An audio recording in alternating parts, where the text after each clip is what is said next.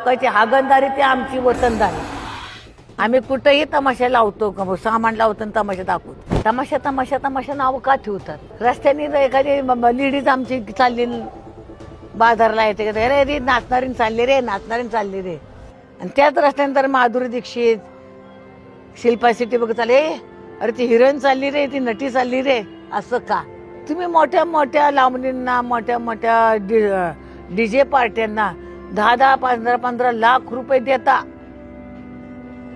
त्यांना स्टेज बनवून देता, त्यांना बाउन्सर आणता, त्यांना स्पीकर मोठे मोठे बॉक्स आणतात, त्यांना काय काय ती मेकअपची गाडी काय विनवा काय ना ती गाडी बोलावतात. ह्या गाडीमधनं काय काय मुली उतरतात ते श्रेष्ठ आहे.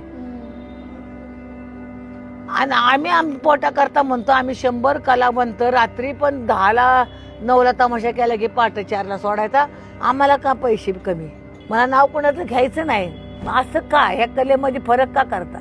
मी म्हणते ना, मी आता 74 वयाची बाय ना, कुठली हिरोईन येऊ द्या स्टेजवर माझ्या संग नाचून दाखवू द्या, लावणीवाली येऊ द्या, ऑर्केस्ट्रावाली येऊ द्या,